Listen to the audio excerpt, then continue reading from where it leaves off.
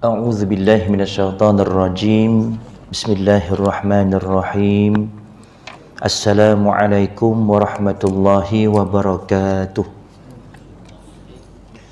للنبي المصطفى رسول الله صلى الله عليه وسلم وعلى كل الصحابة وقرابة والتابعين التابعين لهم بإحسان إلى يوم الدين وإلى أرواح والدينا ومعلمينا وذوي الحقوق علينا أجمعين. الفاتحة. أعوذ بالله من الشيطان الرجيم بسم الله الرحمن الرحيم الحمد لله رب العالمين الرحمن الرحيم مالك يوم الدين إياك نعبد وإياك نستعين اهدنا الصراط المستقيم صراط الذين أنعمت عليهم غير المغضوب عليهم ولا الضالين آمين. إن الحمد لله نحمده ونستعينه ونستهديه ونستغفره ونعوذ بالله من شرور أنفسنا ومن سيئات أعمالنا من يهده الله فلا مضل له ومن يضلله فلا هادي له أشهد أن لا إله إلا الله وأشهد أن محمدا عبده ورسوله اللهم صل وسلم على سيدنا محمد وعلى آله وصحبه أجمعين. سبحانك لا علم لنا إلا ما علمتنا إنك أنت العليم الحكيم. رب اشرح لي صدري ويسر لي أمري واحلل عقدة من لساني يفقه قولي. اللهم أنت ربي لا إله إلا أنت خلقتني وأنا عبدك وأنا على عهدك ووعدك ما استطعت أعوذ بك من شر ما صنعت أبوء لك بنعمتك علي وأبوء بذنبي فاغفر لي فإنه لا يغفر الذنوب إلا أنت. قال الله تعالى في كتابه الكريم أعوذ بالله من الشيطان الرجيم ولا تأكلوا أموالكم بينكم بالباطل وتدلوا بها إلى الحكام لتأكلوا فريقا من أموال الناس بالإثم وأنتم تعلمون. Dan janganlah sebahagian kamu memakan harta sebahagian yang lain di antara kamu dengan jalan yang batil. Dan janganlah kamu membawa urusan harta itu kepada hakim dengan tujuan supaya kamu dapat memakan sebahagian daripada harta benda orang lain itu dengan jalan berbuat dosa padahal kamu mengetahui. Surah Al-Baqarah ayat 188. Wa qala an-nabiy sallallahu alaihi wasallam ta'allamul fara'idha wa 'allimuha fa innaha nisful 'ilmi wa huwa yunsa wa huwa awwalu syai'in yunza'u min ummati. Hadis yang diriwayatkan daripada Abu Hurairah radhiyallahu anhu bahawa Rasulullah sallallahu alaihi wasallam bersabda, pelajarilah ilmu faraid serta ajarkanlah. Sesungguhnya ia adalah setengah daripada ilmu dan ia akan dilupakan. Dan sesungguhnya ia adalah ilmu yang pertama yang akan dicabut dari umatku. Hadis riwayat Ibnu Majah dan Darul Qutni. Yang dihormati Tuan Nazir, Tuan Imam, Tuan Bilal, pegawai serta ahli jawatan kuasa Masjid Jami'ul Muhsinin Kampung Kundang, yang saya muliakan pimpinan masyarakat, para alim ulama, asatizah di kalangan tuan-tuan dan juga puan-puan, seterusnya muslimin, muslimat, hadirin hadirat. Alhamdulillah, pertama dan selamanya kita merafakkan kesyukuran kehadirat Allah Subhanahu wa taala atas nikmat iman dan juga Islam, atas izin dan juga rahmatnya dapat kita bertemu pada malam ini bagi menyambung pengajian kita berkait dengan ilmu faraid. Mudah-mudahan perjumpaan kita mendapat rahmat Allah Subhanahu wa taala, dan mudah-mudahan juga perjumpaan kita ini dapat menambah berat timbang amal baik kita ketika bertemu dengan Allah di padang mahsyar nanti, insya-Allah. Muslimin muslimat yang dirahmati Allah, seperti mana yang sudah maklum, pengajian kita menggunakan kitab Faham Faraid yang dikarang oleh Al-Fadhil Ustaz Hilmi Hanis bin Muhammad, yang juga merupakan timbalan pengurusi Pertubuhan Doa Faraid Malaysia. Muslimin muslimat dirahmati Allah, terakhir pengajian kita bertarikh 13 hari bulan 2 2026, terakhir pada muka surat 133. Dan malam ini insya-Allah kita akan sambung, cuma kita akan ulang sedikit tajuk yang berkait dengan silibus ataupun yang berkait dengan tajuk pada malam ini. Nabi SAW bersabda, "Alhiqul fara'idha bi ahliha, fama baqiya fahuwa li aula rajulin zakarin." Berikan hak pewarisan kepada ahlinya. Ahli di sini merujuk kepada ahli fardu. Fama baqiya fahuwa li aula rajulin zakarin. Jika ada baki, berikan kepada lelaki yang terdekat dengan si mati. Jumhur ulama mengatakan bahawasanya kaedah pembahagian faraid ini ada dua. Pertama, hendaklah diberikan terlebih dahulu kepada ahli fardu, berdasarkan hadis tadi, hadis sahih muttafaqun alaih. Berikan hak pewarisan kepada ahlinya, iaitu ahli fardu. Fama baqiya, jika ada baki, diberikan baki tersebut kepada waris lelaki yang terdekat dengan si mati. Selepas diberikan kepada ahli fardu, barulah diberi kepada ahli asabah. Ada dua kelompok. Pertama ahli fardu, kedua ahli asabah.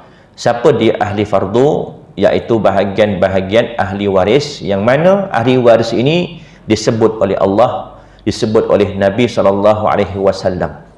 Dalam Quran, dalam hadis dinyatakan mereka ni siapa, dan bahagian-bahagian mereka ini jelas dinyatakan secara terperinci. Contoh suami, ada 1/2, ada 1/4. Lihat pada keadaan, jelas ayat-ayat Al-Quran yang menegaskan dan menentukan bahagian-bahagian ahli fardu.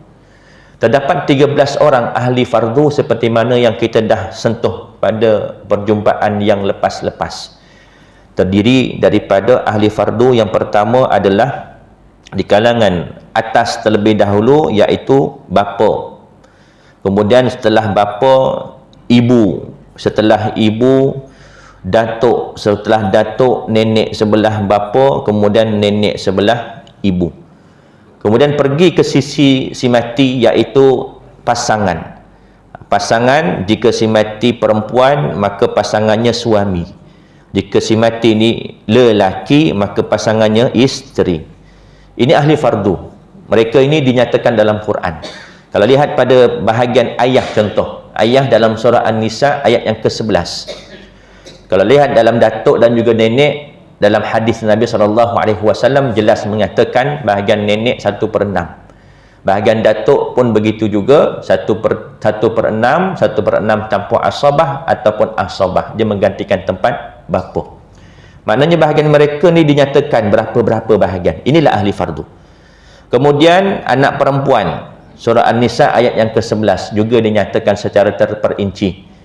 Wa in kanat wahidatan falahan nisfu. Kalaulah anak perempuan si mati cuma seorang, maka bahagiannya 1/2, nisfu. Jelas. Inilah ahli fardu. Yusikumullahu fi auladikum lidzakari mithlu hadzil unsayain fa in kunna nisaan fawqa thnataini falahunna thulutsa ma tarak. Kalau anak-anak si mati ni semua perempuan, 2 orang atau lebih, maka bahagian mereka 2/3 bahagi sama rata, kongsi. Inilah ahli fardu, jelas. Kemudian cucu perempuan pun sama juga daripada hadis Nabi SAW, dan mengambil tempat bahagian anak jika anak tiada. Tapi kalau anak ada, cucu tak dapat. Siapa lagi ahli fardu? Adik-beradik seibu sebapa yang perempuan. Adik-beradik sebapa yang perempuan. Kemudian saudara seibu, sama ada lelaki atau perempuan. Adik-beradik seibu sebapa, adik-beradik sebapa yang perempuan dalam surah An-Nisa ayat 176. Itu dalilnya. Allah nyatakan jelas, jika adik-beradik ni ada seorang perempuan saja, maka dia akan dapat 1/2. Jika 2 orang dan ke atas, dapat 2/3 bahagi sama rata. Adik-beradik seibu dalam surah An-Nisa ayat yang ke-13 pun begitu juga, Allah nyatakan secara jelas. Kalau seorang dapat 1/6. Kalau 2 orang atau lebih, tak kira lelaki atau perempuan, maka akan dapat 1/3 bahagi sama rata. Mereka berkongsi. Inilah ahli fardu. Dan selebihnya adalah ahli asabah. Ahli asabah ni terdiri daripada siapa? Terdiri daripada bapa juga. Bapa ni special. Sebab bapa dan datuk ni hanya ini sahaja golongan yang mendapat 2 bahagian. Dia boleh jadi dapat 2, sama ada fardu dan juga asabah.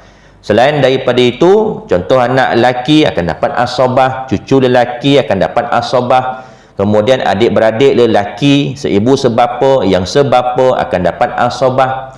Anak kepada adik-beradik, kita ada abang atau kita ada adik lelaki, adik lelaki kita atau abang kita ada anak lelaki, anak saudara, itu juga dikira sebagai ahli waris kita yang akan mendapat asabah. Sama ada adik-beradik kita tu seibu sebapa dengan kita atau sebapa. Contoh ayah kita kahwin 2 dengan mak isteri pertama, dapat kita lelaki. Dengan isteri kedua, mak tiri kita dapat adik tiri kita yang lelaki. Adik tiri kita yang lelaki tu ada anak lelaki, anak saudara kita juga. Tapi dia sebapa dengan kita. Ayahnya tu, iaitu adik-beradik tu sebapa dengan kita. Anak lelaki dia pun akan dapat asabah. Lebih jauh lagi, adik-beradik bapa. Kita ada ayah ada abang atau ada adik lelaki. Dan bila kata ahli asabah, kenapa lelaki je dapat? Kerana dalam hadis tadi, fama baqiya fahuwa li aula rajulin zakarin. Jika ada baki, berikan kepada lelaki yang terdekat dengan si mati. Sebab tu abang kakak kepada ayah bukan waris. Sebab hanya lelaki saja. Abang ataupun adik lelaki ayah. Dalam bahasa Melayu kita, bapa saudara.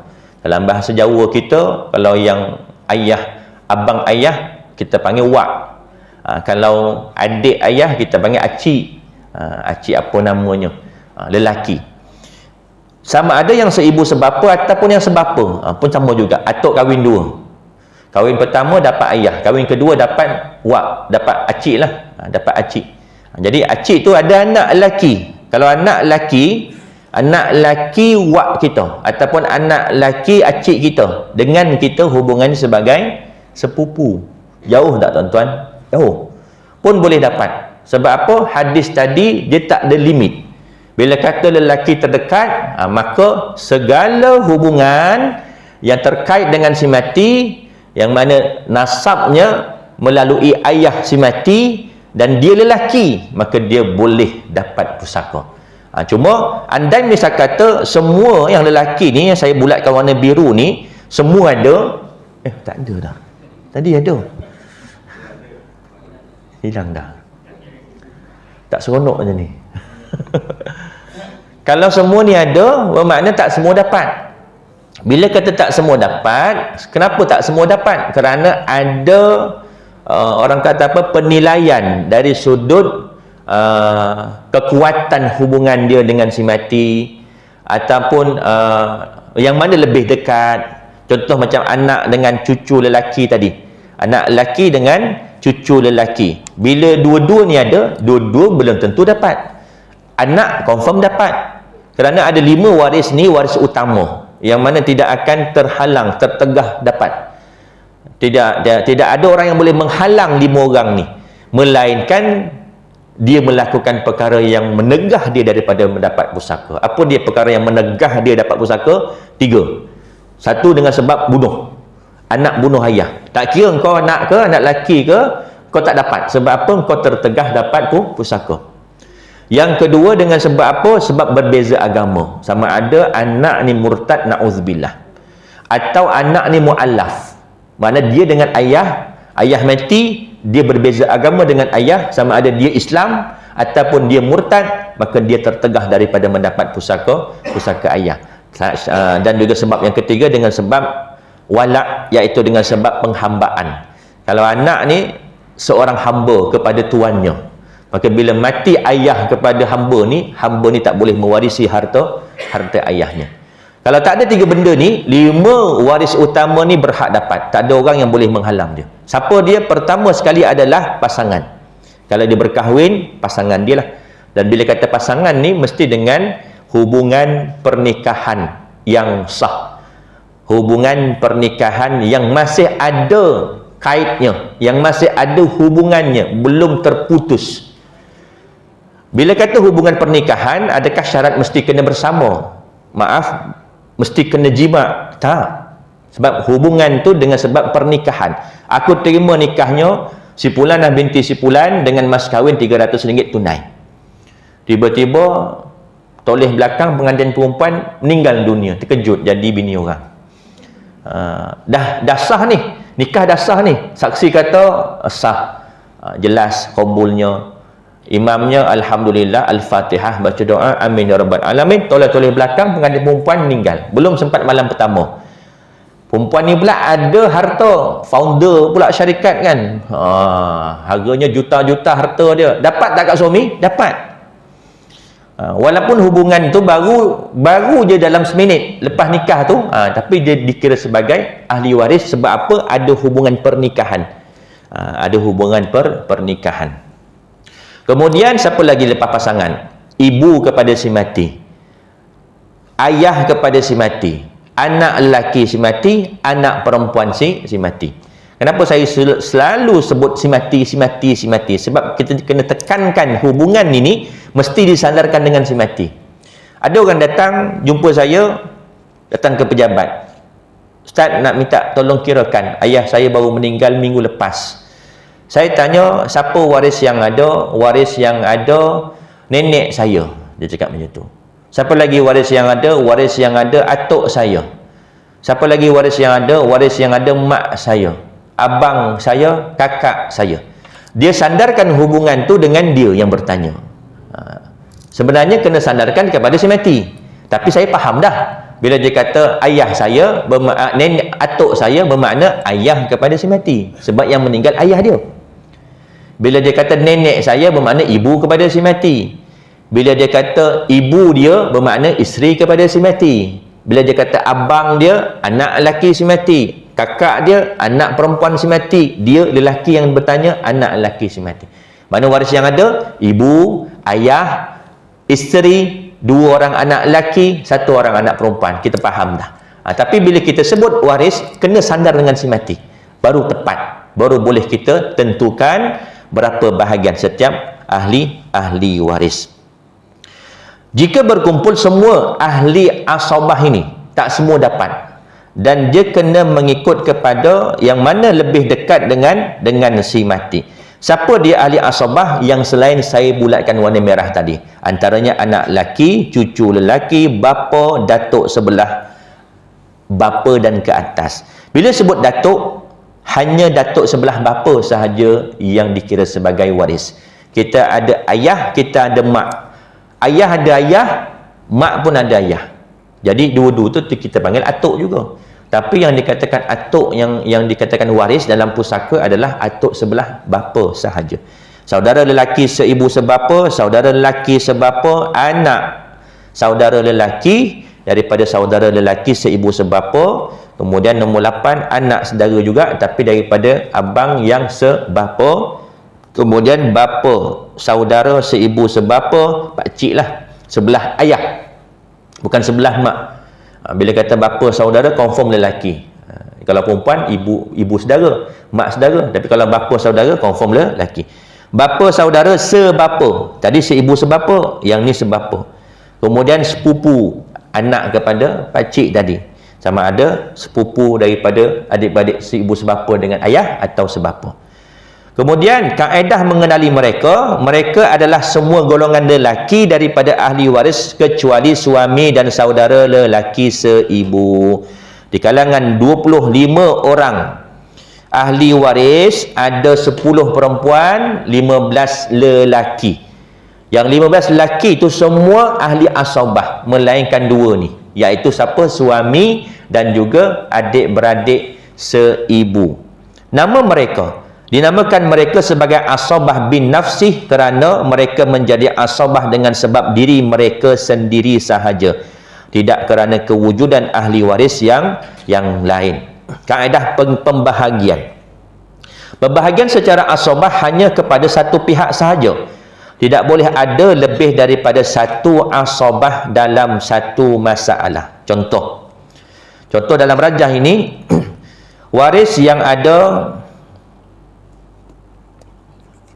kita anggaplah semua ni ada.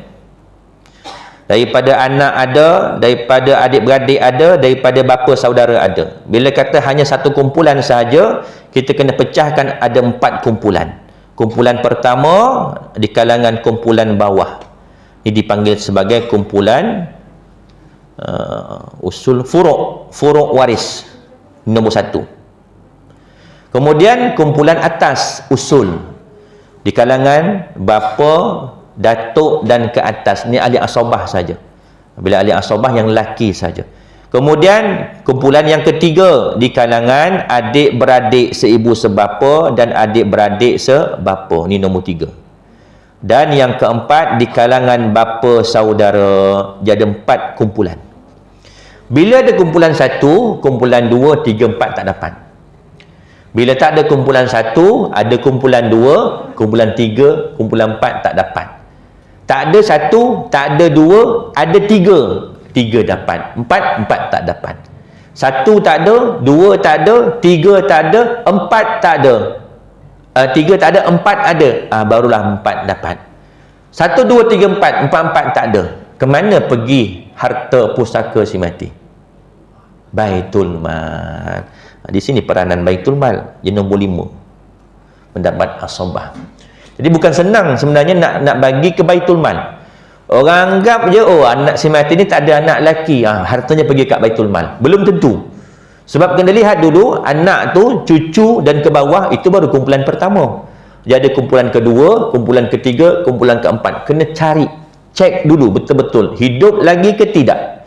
Kumpulan kedua, tengok ayah dah tak ada. Atuk dah tak ada. Jangan cari lagi dah, dia punya moyang. Sebab si mati pun dah 60 tahun. Contoh. Maknanya kalau ada ayah tu, logik lagi lah. Ayahnya umur 80 tahun. Sebab hari ni ada orang hidup sampai 100 tahun. Jangan, tak nak sebutlah nama siapa. Maknanya benda tu masih lagi masuk akal. Umur 100 tahun tu. Tapi jangan cari sampai agak-agak umur 150 tahun hidup lagi tak? Tak payah dah. Cukuplah. Cari pula nombor 3. Adik-beradik si mati, ada tak? Ada, tapi mati dulu daripada si mati. Laki perempuan, laki. Adik-beradik dah, kita dapat tangkap dah adik-beradik. Selain daripada adik-beradik, anak saudara, anak laki adik-beradik yang mati tadi. Ada tak anaknya? Ada anaknya. Siapa anaknya? Tengok-tengok perempuan. Bukan waris. Kena lelaki juga. Tengok-tengok anak saudaranya, lelaki.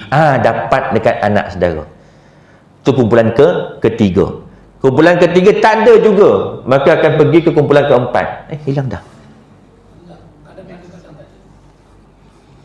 Kadang-kadang pula dia.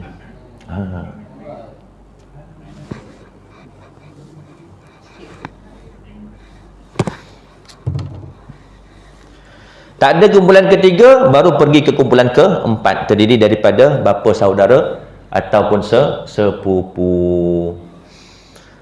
Jadi bukan mudah. Bukan terus, aku dikira sebagai waris pakcik. Ditunggu, rupa-rupanya anak si mati yang lelaki pun dah ada. Bila ada anak lelaki, jangankan pakcik, adik-beradik si mati pun tak dapat. Jangankan nak kata pakcik si mati, abang si mati pun belum tentu dapat. Memang tak dapat. Sebab apa? Sebab si mati ada anak lelaki. Muka surat 131 yang di kitab boleh rujuk. Terdapat 3 pihak yang terlibat, iaitu golongan darjat dan kekuatan mengikut turutan. Diutamakan dahulu pihak golongan, kemudian pihak darjat dan seterusnya pihak kekuatan. Ada 3 kelompok, 1 golongan, kedua darjat dan juga yang ketiga kekuatan. Keterangannya adalah seperti berikut. Yang pertama, dengan sebab golongan. Jika ahli-ahli asabah ini terdiri daripada beberapa golongan, maka satu golongan sahaja yang berhak mengikut turutan. Diutamakan dahulu ialah golongan bawah, kemudian golongan atas, kemudian golongan tengah seperti adik-beradik tadi, kemudian golongan sisi yang jauh seperti bapa saudara. Ini kategori golongan. Macam yang saya kata tadi, 4 kumpulan. Golongan bawah dulu, golongan atas, golongan sisi adik-beradik, golongan pakcik yang lebih jauh. Kemudian dengan sebab darjat. Tadi golongan, ini dengan sebab darjat. Jika dalam satu golongan tu terdapat beberapa ahli waris, maka diutamakan darjat, iaitu ahli waris yang paling dekat dengan si mati. Mereka sahaja akan memperolehi pusaka. Contoh, dia dalam golongan yang sama tapi darjatnya berbeza. Contoh, ada anak lelaki dan juga ada anak perempuan. Ada anak lelaki, ada cucu lelaki daripada anak lelaki. Anak lelaki ni ada, cucu lelaki ni ada. Masing-masing dalam kumpulan yang sama, kumpulan satu. Jadi dari segi darjat, mana lebih dekat? Anak. Jadi anak dapat, cucu tak dapat. Ini dengan sebab darjat tadi. Bila mana satu golongan terdapat beberapa ahli waris, maka diutamakan darjat, iaitu ahli waris yang paling dekat dengan si mati. B.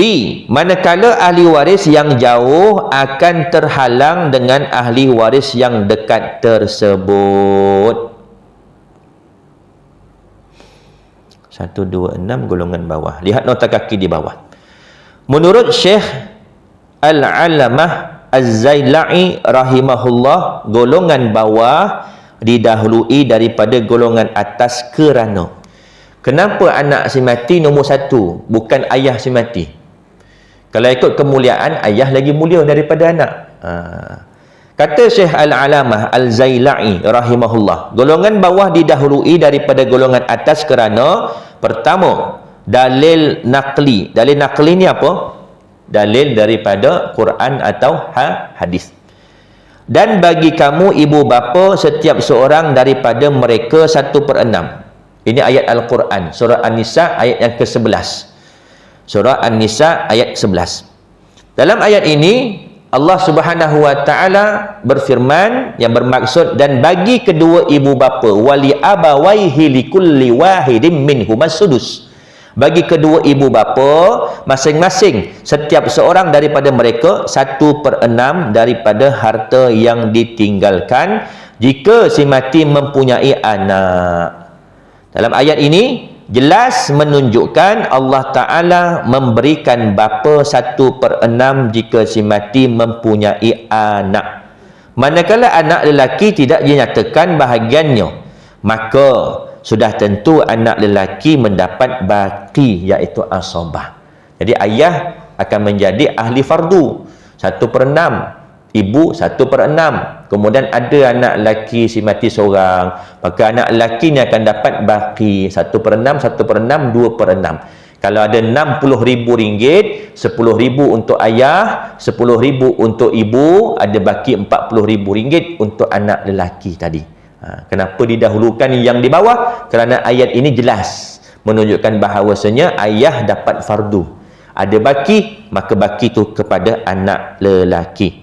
Kemudian yang kedua, dalil akli, dalil dari segi akal.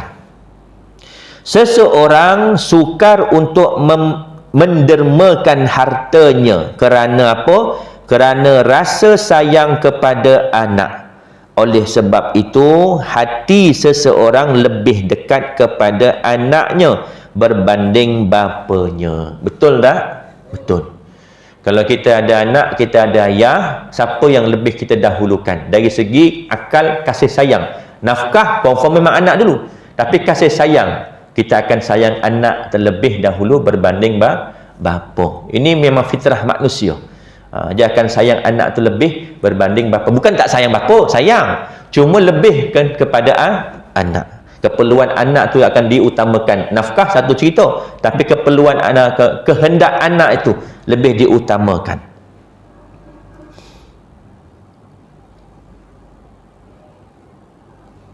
Muka surat 133. Contohnya, anak lelaki akan menghalang cucu lelaki. Macam saya kata tadi. Kemudian, bapa akan menghalang datuk. Dan saudara seibu sebapa akan menghalang anak saudara lelaki daripada saudara lelaki sebapa. Kalau tengok pada rajah ini, tadi anak akan menghalang cucu. Jadi, contoh lain, bapa akan menghalang datuk. Bapa akan menghalang datuk. Ni bapa, dia akan menghalang datuk. Bapa ada, datuk ada, bapa je dapat, datuk tak dapat. Ni kumpulan kedua. Kumpulan satu tak ada, kumpulan dua tak ada kumpulan tiga. Ni kumpulan tiga. Kumpulan tiga, adik-beradik seibu sebapa, adik-beradik sebapa dan anak saudara. Bila ada adik-beradik, kita ada abang. Abang kita ada anak lelaki.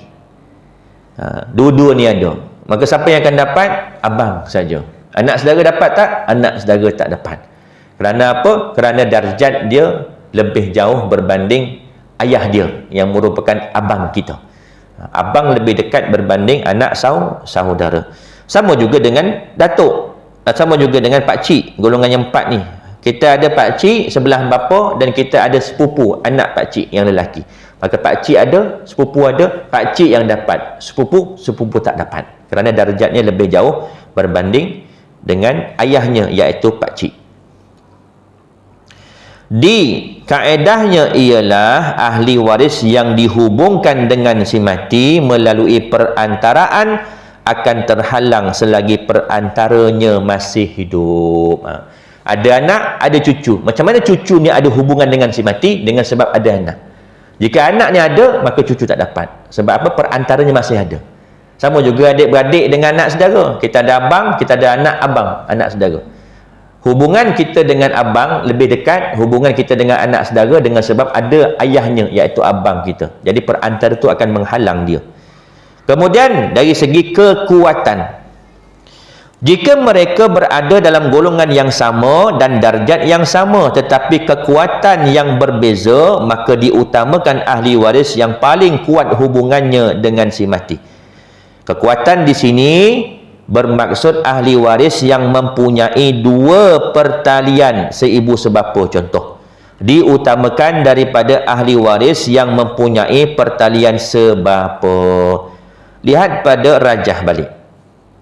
Dalam rajah ini, golongan yang ketiga terdiri daripada ahli asobah, adik-beradik seibu sebapa dan adik-beradik sebapa. Azan dulu ke teruskan? Teruskan ya. Saya minta izin teruskan. Jadi di sini ada hubungan seibu sebapa dan ada yang hubungan sebapa. Mana yang lebih dekat berbanding kekuatannya? Sama ada seibu sebapa atau sebapa? Seibu sebapa. Dia lebih dekat. Sama bapa, sama ayah dengan si mati. Yang sebapa, lain mak dengan si mati. Jadi, dua-dua dapat ke? Tak. Hanya satu saja dapat. Siapa dia? Yang seibu sebapa sahaja dapat. Walaupun mereka ni sama-sama dalam kumpulan yang ketiga. Tapi dari segi kekuatannya, yang seibu sebapa lebih dekat berbanding yang sebapa. Contohnya, saudara lelaki seibu sebapa didahului daripada saudara lelaki sebapa, dan bapa saudara seibu sebapa lebih berhak daripada bapa saudara yang sebapa. Bila kata bapa saudara, golongan yang keempat. Ni kumpulan yang keempat. Ada bapa saudara seibu sebapa, ada yang bapa saudara sebapa. Seibu sebapa lebih dekat berbanding yang sebapa. Kemudian yang keempat, semua pihak sama. Jika mereka berada dalam golongan yang sama, darjat yang sama dan kekuatan yang sama, maka mereka semua layak terima pusaka. Semua layak terima pusaka. Contoh, anak si mati ada 5 orang, 5-5 lelaki. Semua tu dapat. Semua dapat bahagi sama rata. Sebab apa? Semua lelaki. Tapi kalau ada lelaki, ada perempuan. Anak si mati ni ada 3 lelaki, 3 perempuan. Kena sama rata juga ke? Tak. Sebab apa? Dalam ayat 11 surah An-Nisa, yusikumullahu fi auladikum lizzakari mithlu hazzil unsayan. Allah perintahkan, Allah wajibkan dalam pembahagian faraid untuk anak-anak kamu, yang mana bagi lelaki 2 bahagian, bagi perempuan 1 bahagian. Walaupun dia sama level anak-anak juga, tapi disebabkan berbeza jantina, laki dan perempuan, laki nisbahnya 2, perempuan nisbah 1. Kalau 3 laki 3 perempuan tadi, kaedahnya macam mana? Ingat lagi tak sifir dia macam mana? Laki kali 2, kemudian tambah dengan bilangan perempuan. 3 lelaki kali 2, 6. 6 tambah 3 perempuan, 9. Bermakna pembawah setiap 6 orang anak ni, pembawahnya 9 pecahannya. Yang atas, yang lelaki 2, 2/9, 2/9, 2/9. Yang perempuan 1/9, 1/9, 1/9. Bila dicampurkan, cukup 9/9. Itu kalau 3 lelaki, 3 perempuan. Kalau ada 2 lelaki, 3 perempuan, sifirnya sama juga.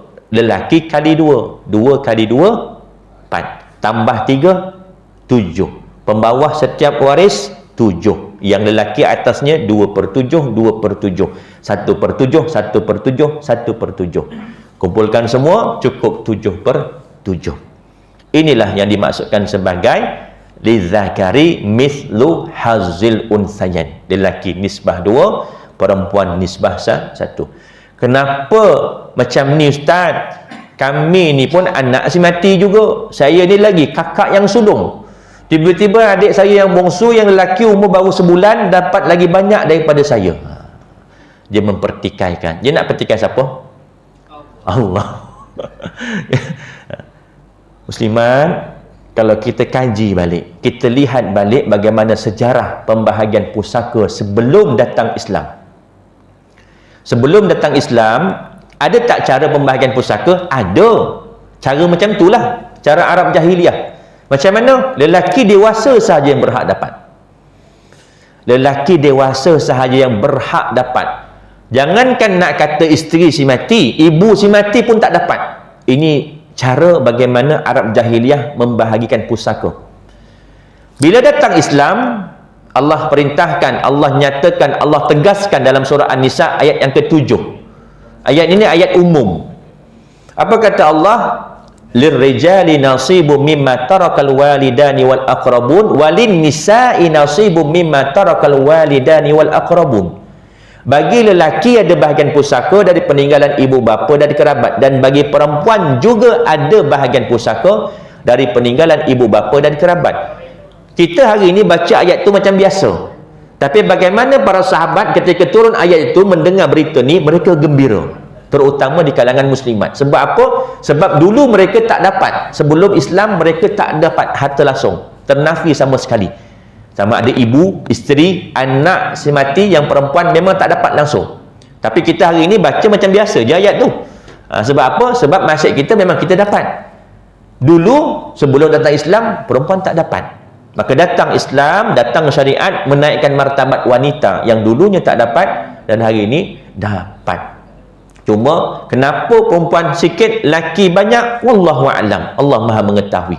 Innallaha kana aliman hakimah. Setiap pembahagian-pembahagian itu kata Allah, faridatan minallah, innallaha kana aliman hakimah. Yang demikian itu kata Allah adalah ketetapan aku, ketetapan Allah, kewajiban daripada Allah. Sesungguhnya Allah Maha mengetahui lagi Maha bijaksana. Kita tak tahu sebab apa. Cuma kata ulama, ulama mengkaji dan ulama mencari hikmah di sebalik ketetapan itu. Kata ulama, mungkin hikmahnya kerana lelaki ni dia ada tanggungjawab, perempuan dia tak ada tanggungjawab. Kalau anak lelaki ada anak perempuan, tuan-tuan ada anak lelaki ada anak perempuan, anak lelaki ada anak perempuan pun ada anak, cucu pun ada. Bila tuan-tuan perempuan meninggal dunia, sebab tu saya kata tuan-tuan perempuan bukan saya, sebab saya belum ada cucu. Jadi saya bagi contoh, tuan-tuan dan juga perempuan ada anak lelaki ada, anak perempuan ada, cucu daripada anak lelaki ada, cucu daripada anak perempuan pun ada, semua ada. Bila tuan-tuan meninggal, anak lelaki ni kalau ada RM30,000, anak lelaki akan dapat 2/3, anak perempuan akan dapat 1/3, nisbah 1 dengan 2. Jadi 20,000 untuk anak lelaki, 10,000 untuk anak perempuan. Tapi tuan-tuan kena faham, 10,000 yang anak perempuan ni dapat, itu hak dia sepenuhnya. Dia boleh beli sport rim kereta baru kalau dia nak belilah. Tak ada halangan dari segi syarak. Dia boleh beli emas baru, gelang baru, 10,000 yang dapat tu. Maknanya kalau dia nak habiskan untuk diri dia, tak ada halangan dari segi agama.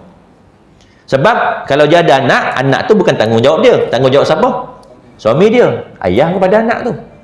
Tetapi anak lelaki ni, dia ada isteri, dia ada anak-anak. Silap-silap hari bulan, 20,000 yang dia dapat tu, 1 sen pun dia tak berasa. Inilah dia, orang kata apa? Jasa atau pengorbanan seorang ayah. Kadang-kadang gaji yang masuk tu, tak sempat dia nak merasa, dah tolak itu, tolak ini, untuk apa? Untuk anak-anak, untuk isteri, untuk yuran anak dan sebagainya, dia pun tak merasa. Ni yang kita kena faham. Yang kata ulama, hikmah di sebalik ketetapan lelaki lebih banyak, kerana lelaki ni dipertanggungjawabkan dengan tanggungan dia. Dia ada isteri yang perlu dia nafkahi, dia ada anak-anak yang wajib untuk dia nafkahi. Pembahagian kepada mereka adalah secara sama rata. Ini kalau semuanya lelaki. Kalau ada lelaki perempuan, maka nisbah lelaki 2, perempuan 1. Contohnya, si mati mempunyai 5 orang anak lelaki atau 3 saudara lelaki, sebab apa? Maka harta pusaka dibahagi sama rata kepada mereka. Kalau anak dia dapat. Bila ada anak lelaki, adik-beradik tak dapat. Kerana anak lelaki ni kumpulan 1 tadi. Bila tak ada anak lelaki, ada ayah, adik-beradik pun tak dapat lagi. Sebab apa? Ada kumpulan kedua. Bila tak ada anak, tak ada ayah, tak ada datuk, barulah adik-beradik dapat. Betul, orang dulu-dulu risau kalau tak ada anak lelaki. Selagi tak ada anak lelaki, selagi itu kilang beroperasi. Kilang dah tak beroperasi, cari kilang baru. Alasannya tu sebenarnya. Tapi betul lah, bila tak ada anak lelaki, harta tu akan pergi juga kepada siapa? Adik-beradik. Tapi apa yang kita nak risaukan? Kita nak kata apa? Kenapa orang luar boleh dapat? Orang luar ke adik-beradik kita? Satu rahim dengan kita. Rahim mak kita, kita menumpang, abang kita pun menumpang, adik kita pun menumpang. Yang kita rasa macam dia ni orang luar ni, kenapa? Ni nafsu, syaitan, dia cuba untuk menghasut kita. Kau kena bagi semua kat anak perempuan kau masih hidup. Sebab kalau kau mati, adik-beradik kau akan dapat. Ni orang luar ni. Padahal adik-beradik kita. Dan bila kita tak puas hati hukum tu, sebenarnya kita nak petikan dengan siapa? Dengan Allah. Hati-hati. Penghujung-penghujungnya, rasa tak puas hati kita tu, kita akan cuba untuk salahkan Allah. Cuma sekarang kita nampak. Tapi kalau kita lihat balik penghujungnya, rupanya aku salahkan Allah. Istighfar balik. Astaghfirullah. Taubat. Jadi, bila turun perintah, apa keimanan para sahabat? Ini kita cerita iman para sahabat. Turun perintah, tak ada yang petikai. Kalau suruh sembayang, sembayanglah. Kalau suruh tinggal arak, tinggallah. Kalau suruh tinggal daging khinzir, tinggallah. Tak ada orang sahabat nak tanya, kenapa ya Rasulullah? Tak ada. Sebab apa? Keimanan mereka, sami'na wa ata'na. Daging khinzir 1400 tahun dulu diharamkan. Sahabat tak tanya, ya Rasulullah, kenapa tak ada? Tapi pada tahun 90-an, ada saintis kaji daging khinzir ni, tengok-tengok ada cacing, ada kuman, yang mana bila dimasak daging khinzir tu, kumannya masih hidup. Dan kalau orang makan daging tu, dia boleh memudaratkan badan dia. Kata saintis, ini kot sebabnya kenapa Islam haramkan. Sebab wallahu a'lam, Allah Maha mengetahui. Tapi kalau kita nak kata hikmah, ya, mungkin boleh jadi. Anda misal kata tahun ni 2026, teknologi semakin maju. Ada alat, ada mesin yang boleh memproses, memasak daging khinzir, pergi dekat lab, cek 0% dah, tak ada kuman. Adakah daging khinzir tadi jadi halal? Tak, tetap haram. Ini ketaatan kita. Bila kata ta'abbudi, kita penghambaan kita kepada Allah, turun perintah kita laksana, turun larangan kita tinggalkan, tak banyak tanya. Hikmah di sebalik tu Allah nak jadikan, alhamdulillah. Hikmah kita bagi sedekah ke orang, dapat lagi rezeki yang banyak, Allah luaskan lagi. Hikmah kita berinfak, bersedekah, Allah panjangkan umur kita. Sebab apa? Wallahu a'lam. Kita tak boleh nak pertikai. Ini sifat bagi seorang hamba. Petikai itu, petikai ini kaum apa yang banyak petikai? Kaum Yahudi. Suruh sembelih lembu, tanya warna apa? Laki, jantan ke betina? Macam-macam tanyanya. Kalau tengok dalam surah Al-Baqarah tu, kisah perdebatan antara orang Yahudi dengan Nabi Musa. Turun perintah supaya sembelih lembu. Ditanya pula lembu yang macam mana? Jantan ke betina? Dia beritahu macam ni, warnanya apa pula? Banyak songeh. Cuba kalau suruh tu terus buat. Tapi nak tanya itu, nak tanya ini, wallahu a'lam. Dan insya-Allah akan datang kita akan sambung dalam susunan keutamaan mereka, iaitu di kalangan ahli waris asabah binafsih. Ada soalan 1-2 saya buka kalau ada sebelum kita akhiri.